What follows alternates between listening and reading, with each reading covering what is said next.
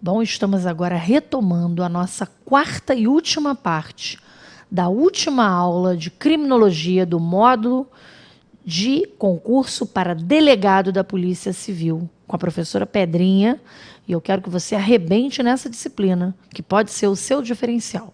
Então vamos agora fechar a reação ao crime, o nosso último tópico da ementa, e mais em cima vamos falar um pouco sobre algumas dicas para a sua prova, para você arrebentar. Vamos lá. Eu gostaria inicialmente de fazer uma leitura a partir das ideias do Luiz Regis Prado, do que eu disse a vocês, né? Eu vinha conversando que o professor Luiz Regis Prado, ele mostra que na reação ao crime, quer dizer, entra sempre a pena, a sanção, né? Então, ele vai nos mostrar qual é a função da sanção. Por que é que existe essa sanção? Ele vai trabalhar as teorias da sanção. E nessas teorias da aplicação da pena, a primeira que ele remonta é a chamada teoria absoluta. A teoria absoluta que perpassa a ideia de castigo, de retribuição. Fez o mal, vai pagar. A segunda teoria que o professor Luiz Regis Prado evoca é a chamada teoria relativa. Agora não é mais absoluta, é relativa. Da prevenção geral negativa. Aquela prevenção que se aplica a todos, por isso ela é geral, negativa, porque ela é de uma forma ruim, é pelo sentimento do medo, do temor. O indivíduo com medo de cometer o crime porque ele vê a pena sendo aplicada a outro com todo rigor, com exemplaridade, né, de modo que ele fique intimidado. Então essa pela noção de intimidação. Prevenção geral negativa. E a terceira, a chamada teoria relativa, também relativa, se contrapõe à primeira, só que é absoluta, da prevenção especial ou individual positiva. Essa tem a ver com a ressocialização, com a reinclusão do indivíduo, com a reintegração. Então, esta é a última teoria das três que o professor Luiz Regis Prado fala. Então, eu gostaria agora de fixar com vocês essas teorias aqui do professor Luiz Regis Prado. Vamos lá para a nossa telinha. Reação ao crime. Para Luiz Regis Prado, a reação ao crime, ela se dá pela pena. E tem como função, a primeira, está aí em negrito para você memorizar. Teoria absoluta pela retribuição. É a compensação pelo mal causado pelo crime. A segunda é a teoria relativa da prevenção geral negativa, que se dá através da intimidação. Ela atua pelo temor infundido aos possíveis delinquentes para afastá-los do crime. Ela é vislumbrada como exemplaridade pedagógica. E a terceira, que é a teoria relativa da prevenção especial positiva, ressocialização, é a nossa palavra-chave, está em negrito para você. Ela atua através da correção do apenado pela sua reinserção social. Pois bem, então, acompanhem aqui comigo. Todas essas formas de reação ao crime são muito importantes na atualidade. Mas você deve perceber que o crime, né, ele tem como reação hoje, de modo majoritário, a sanção. E principalmente a pena. Não é à toa que o código não se chama código criminal, como era no passado. Agora ele se chama código penal, porque a ênfase está na pena. Na maioria das vezes nós aplicamos a pena dentre as sanções.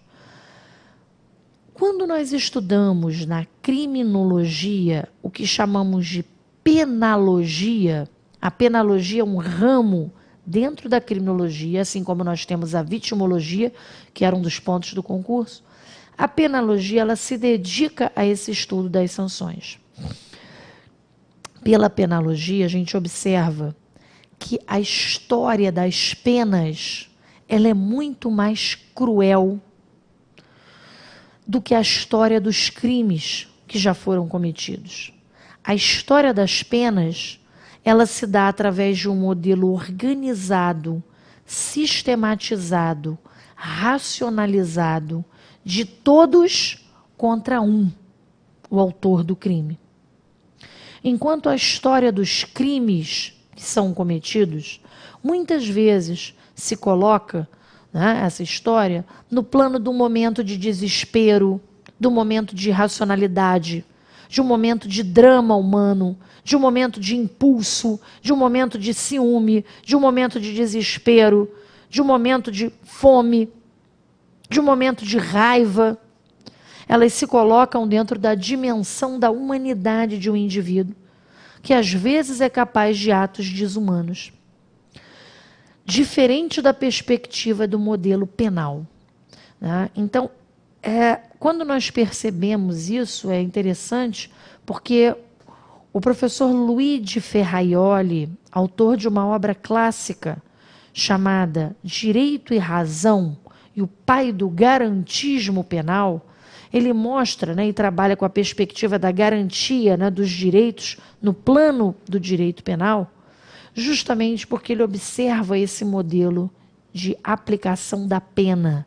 Pena que é uma reação ao crime cometido. Então, quando você estuda esses dois institutos, o crime e a pena, você observa que, por pior que seja o crime cometido, uma das formas de nós avaliarmos o grau de civilidade de uma nação é observando a forma como ela pune os piores crimes que acontecem na sociedade. Nós já tivemos sociedades que aplicaram pena de morte, que arrancaram membros, extirparam orelhas, unhas uma a uma, dedos foram cortados, cabeças foram decepadas. A história do sistema penal, e eu não falo brasileiro, do sistema penal mundial, é uma história de atrocidades, que nós só nos damos conta quando de fato nos debruçamos sobre isso para estudar. Se contrapõe, portanto, a todo o modelo atual. E quantos indivíduos injustos, de modo injusto ou injustamente, foram condenados? E que hoje são heroicizados, e um dia foram criminosos. Então, se nós olharmos desde a figura de Tiradentes, teve seu corpo decepado após o enforcamento, teve seus membros todos cortados, suas partes, membros do corpo foram todas dispersas em várias localidades. Até mesmo os seus filhos receberam a extensão da sua pena, que não se restringia à figura do autor do crime. O castigo ele se estendia aos familiares, a família era tida como infame, os bens eram expropriados, confiscados, e ainda sal foi posto no terreno, não é, que Tiradentes possuía. Sócrates, um dos maiores filósofos gregos, foi punido com pena de morte e teve que tomar cicuta para morrer. Jesus Cristo foi tido como um dos maiores criminosos para o Império Romano. Cometeu o crime hediondo da sedição, de acordo com a interpretação das leis da época. E hoje nós temos feriado para tantos desses, ou são até mesmo heroicizados ou santificados como Jesus Cristo. O que a gente percebe é que os crimes, eles mudam ao longo da história. Mais de 100 mil mulheres foram condenadas às fogueiras da Inquisição, como bruxas, e arderam nas fogueiras. Mais de 100 mil. Sodomitas, a criminalização dos homossexuais, levava a pena de morte na fogueira. Inclusive no Brasil, nas suas ordenações filipinas de 1603. Então, ao longo da história, nós tivemos, sim, milhões de indivíduos sendo mortos, torturados pelo sistema penal. Daí essa frase de Carnelucci, no que diz respeito à reação ao crime, quando Carnelucci nos diz que uma das maneiras de nós aferirmos o grau de civilidade de uma nação é vendo como ela pune seus piores inimigos.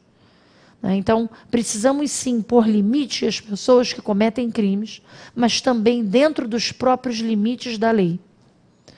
Nós não podemos ter um Estado que mate os matadores. Então, a importância dessa nova perspectiva de um Estado democrático de direito, preventivo, e que reprima e limite, sim, os excessos, mas dentro de um ideal, de um marco de civilidade. Essa é uma questão importante. Do contrário, nós temos uma reação ao crime que é uma reação desproporcional. E a reação desproporcional, equivocada ao crime, ela também se qualifica enquanto crime. É aquela ideia do indivíduo, que está lá torturando, para obter o resultado de uma confissão, torturando o suspeito, dizendo ele é um monstro, ele pode ter feito tudo isso. E ele está lá torturando com todo um dispositivo, um aparato, choques elétricos, e nisso você nota embaixo da sua roupa aquela cauda de monstro saindo ali. E ele não percebe como ele próprio está se embrutecendo. É a máxima do Nietzsche, quando você olha para o abismo e vê, o abismo também olha e te vê. Quando você luta contra monstros, você não se dá conta de que às vezes você também pode estar se tornando um. Porque você usa todos os meios. Então, manter esse marco de reação ao crime sem cometer crime. É um ponto extremamente importante. E aí o Zaffaroni e o professor Nilo Batista, titular da Universidade do Estado do Rio de Janeiro e titular da Universidade Federal do Rio de Janeiro, ele fala sobre a teoria agnóstica da pena. A pena de prisão, diz ele, ela não intimida e nem ressocializa. Ele é um dos maiores críticos, ambos, tanto Zaffaroni quanto Nilo Batista. Ambos criticam, rechaçam a pena privativa de liberdade.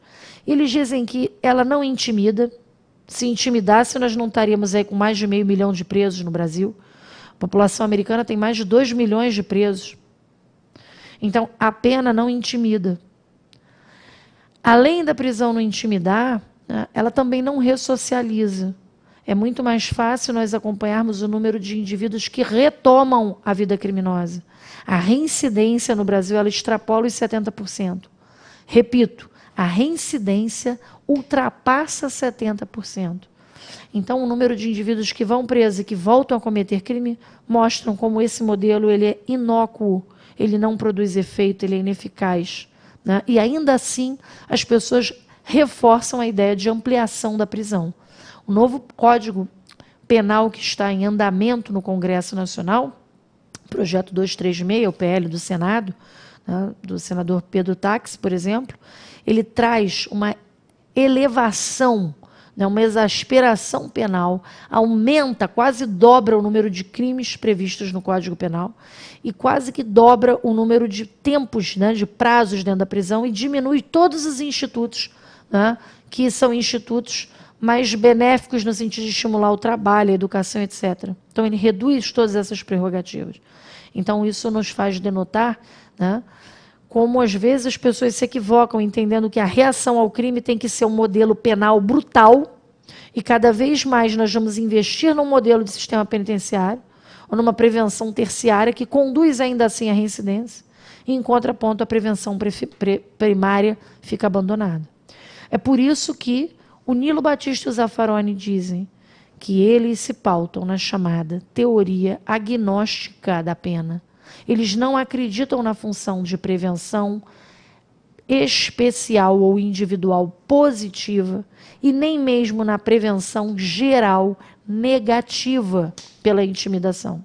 Nenhuma dessas duas. Eles só acreditam na teoria absoluta, que a prisão, na prática, só serve para fazer o indivíduo sofrer, pagar. Retribuição. Contudo, é muito importante que se perceba o despontar de outras formas de reação ao crime, que não são estas tradicionais pela pena. Porque no campo da pena, nós temos 3 tipos de pena permitidos. A chamada pena de multa, que é uma pena pecuniária, que o indivíduo, né, paga ao Estado, ao FUNPEN, Fundo Penitenciário Nacional. Está prevista lá no artigo 49 do Código Penal. Nós temos, além disso, né, as chamadas penas restritivas de direito, que são penas em que o indivíduo não vai preso, elas são substitutivas à prisão. E essas penas restritivas de direito, também conhecidas como penas alternativas, porque são alternativas ao cárcere, são substitutivas em sua natureza máxima. E além, então, dessas penas, nós temos um outro modelo, que são as penas privativas de liberdade. Dentre as restritivas de direito, que estão previstas lá no 42, né, no 43, a gente vai ter o 44, né, trazendo os requisitos dessas penas, o 45, já descrevendo todas elas. A mais importante, certamente, é a que nós chamamos, né, de as prestações. Né? Então, a gente vai ter, né, desde as prestações de serviços à comunidade, que eu acho que é a que desponta como a mais relevante, prestação de serviço à comunidade, além da prestação pecuniária, quando a vítima, e não o Estado, mas a vítima é reembolsada, e as prestações de outra natureza. Temos ainda a limitação de fim de semana, quando o indivíduo fica na casa do albergado, ouvindo palestras, 5 horas diárias no final de semana, 5 no sábado e 5 no domingo.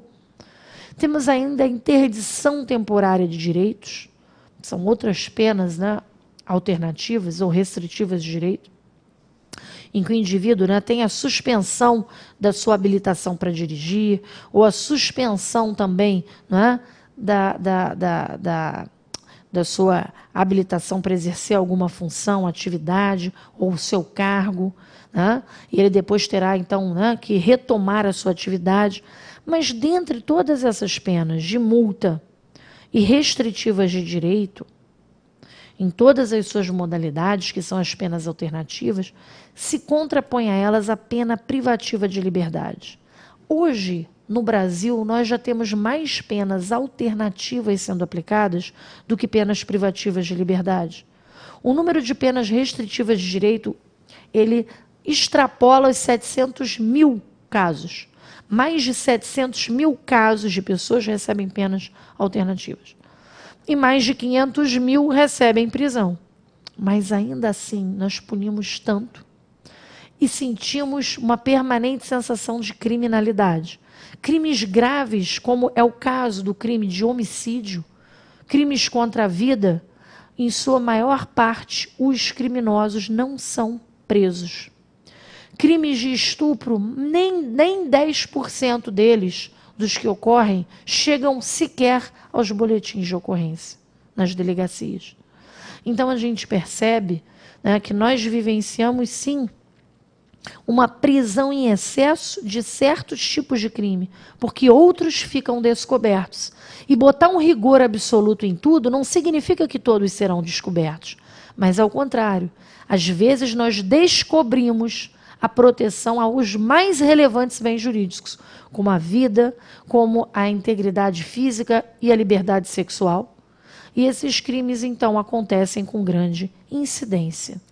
Por isso é que, além de serem adeptos da teoria agnóstica da pena, Nilo Batista, Eugênio Raul Zaffaroni, professor da Federal do Paraná, professor Jorei Cirino dos Santos, professor Salo de Carvalho, defendem essa teoria agnóstica da pena, dizem que nenhuma função ocorre, só castigar, e qual é a vantagem de você voltar com esse ideal medieval?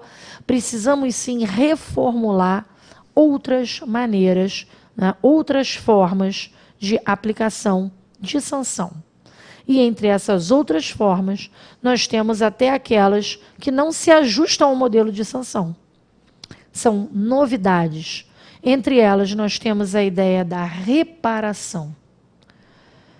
A reparação, reparar o dano produzido. Imagine, você tem, por exemplo, o seu objeto querido, que você não larga em nenhum momento, seu companheiro das festas, seu companheiro enquanto você está ali aguardando o seu ônibus no transporte, que é o aparelho celular. Você está ali simpático, mexendo nele para lá, para cá, e eis que vem alguém e lhe subtrai, né? Então, por arrombamento, lhe toma e arremete esse celular da sua mão.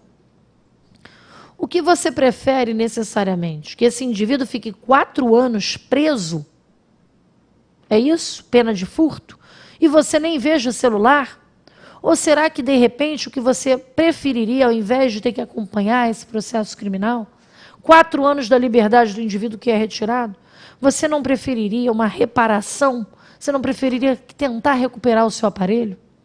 Então, essa ideia de se buscar um modelo alternativo, como é o caso da própria reparação, como é o caso da chamada restauração, ou de uma gama de elementos também conciliatórios, de um modelo até, em último caso, terapêutico. Essas são as possibilidades que o atual sistema de justiça criminal, num plano ideal inspirado em Luc Husman, né, no modelo holandês, proposto por esse professor holandês, sugere. Reparação dos bens, restauração daquela situação que foi afetada, conciliação e um modelo terapêutico, um apoio psicológico ou psiquiátrico, né, para compreender melhor esse processo, para elucidar, né, aproximando as duas partes.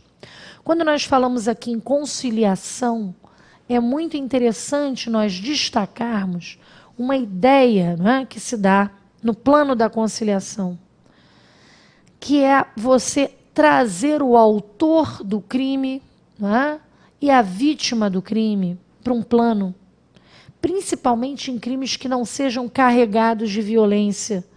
Esse encontro entre as partes, esta aproximação entre os polos processuais, né, o autor e o réu, eles juntos num espaço que nós chamamos de espaço do consenso, na expressão do Luiz Flávio Gomes, espaço dialógico. Você trazer para o diálogo e colocar frente a frente, como nós temos hoje, nos chamados GCRIMs, nos juizados especiais criminais, regulados pela Lei 9.099, de 95, aonde você, principalmente, não é, em infrações de menor potencial ofensivo ou contravenções penais, você aproxima as partes. E se isso inicialmente se dava para crimes com a sanção, que não ultrapassasse na sua pena máxima 1 ano, agora nós já temos até 2 anos nos juizados especiais criminais no âmbito federal. Então, a importância desta conciliação, desta aproximação entre os sujeitos processuais, entre o agente, o autor da infração penal e a vítima desta infração, o réu no processo criminal. Trazer os dois à colação, próximos, num espaço de consenso, num espaço dialógico, aonde muitas vezes o que a vítima deseja é um pedido de desculpa, é uma outra alternativa que nem é aquela prevista em lei do sistema penal, como nós percebemos na Lei 9.099, em que há a presença dos institutos despenalizadores, existe a conciliação penal, existe a transação penal, existe a suspensão condicional do processo, o que o Damásio de Jesus chama de sursi processual. E existe ainda a representação condicionada a determinados crimes culposos, de modo que é importante nós termos em mente que a reação ao crime, ponto do concurso, não precisa sempre ser sanção, pena ou medida de segurança. A reação ao crime pode se dar através de um outro modelo que seja reparador, que seja restaurador, que seja conciliador ou ainda terapêutico. Em certos casos, um acompanhamento psicológico ou psiquiátrico.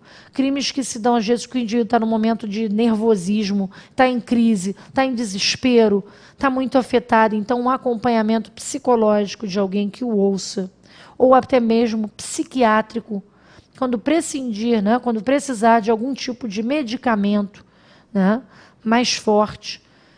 que o auxilie, né? Ou porque ele está tendo alguma alteração química, né? Então ele precisa trabalhar esse aspecto. Então entra em cena esse tipo de elemento. Pois bem, então agora vamos para fixar, acompanhar aqui na nossa telinha esse modelo final que nós falamos agora de reação ao crime. Pois bem, de acordo com o professor Nilo Batista e Eugênio Raul Zaffaroni, ambos professores titulares, o primeiro titular da UFRJ, de Direito Penal, e da UERJ, aqui no Rio, e o segundo professor titular da UBA, de Direito Penal e Criminologia, Universidade de Buenos Aires. Na obra conjunta escrita por eles aqui, eles falam sobre a chamada teoria agnóstica da pena. A pena de prisão, ela não intimida e nem ressocializa. Sua função é a de retribuição. A pena não impede, dissuade ou inibe o crime. Assim, os autores defendem outras formas ou modos de reação ao crime.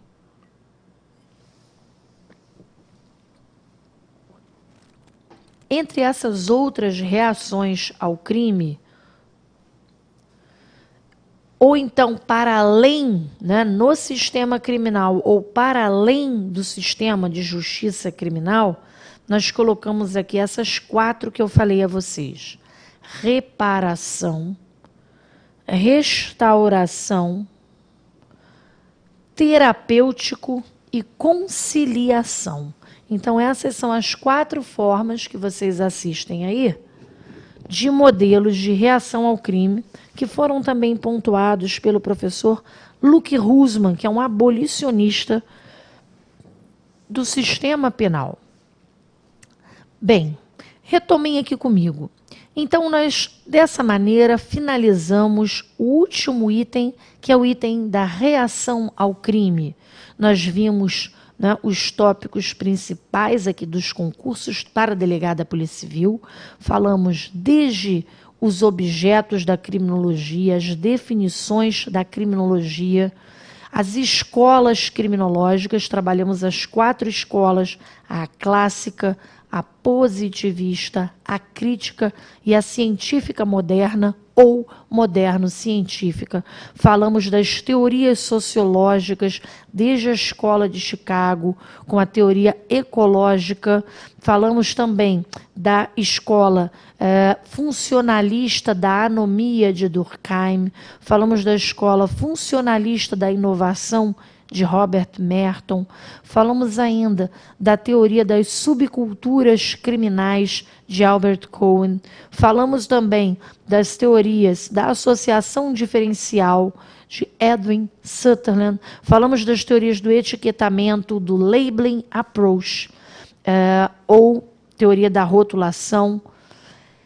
E vimos ainda, depois de todas essas teorias sociológicas, a questão da prevenção. Falamos da prevenção primária, secundária e terciária. Vimos a questão dos métodos em cada uma das escolas criminológicas e os objetos de cada uma dessas escolas, e trouxemos para finalizar a questão do crime, da reação ao crime, das penas, das funções das penas e de reações ao crime distintas do modelo penal, possibilidades alternativas. E agora, para finalizar, eu queria deixar algumas dicas para a sua prova. Vamos para a nossa telinha. Chegue sempre antes do horário da prova, com antecedência de 1 hora. É bom sempre chegar antes, porque você pode pegar um engarrafamento ou algum problema. Chegue um pouquinho antes. Use roupa, e se você tiver um resuminho, você ainda pode ler o seu resuminho, dá uma fixada final. Use uma roupa e um sapato confortável, não vá com nada apertando você, não é hora de se preocupar com estética. Use sempre um relógio para você estar atento ao tempo e poder controlar esse tempo na sua prova. Tome um café da manhã também leve, mas que te dê substância, para você não ficar também com a barriga roncando. Toma café preto um pouquinho, que ele aumenta o seu raciocínio. Um pouquinho é bom, e a capacidade sua de concentração. Tome um pouquinho de água para você se hidratar, mas não é legal beber em excesso, para você também não perder tempo e não precisar toda hora levantar e ir ao banheiro. Leve sempre 3 coisas que são importantes: a sua identidade, a inscrição e a caneta esferográfica. Quando você receber a prova, tem que conferir. Confere o seu nome, o número de inscrição e a identidade. Respira fundo 3 vezes para você se concentrar melhor antes da prova. Tá legal? E, enfim, pessoal, eu digo a vocês, depois dessa concentração máxima, 3 vezes respirando e soprando lentamente, inicia, manda ver e arrebenta, que nós estamos aqui torcendo por você. Boa sorte, deixo o meu contato na tela, professora Pedrinha está torcendo para você.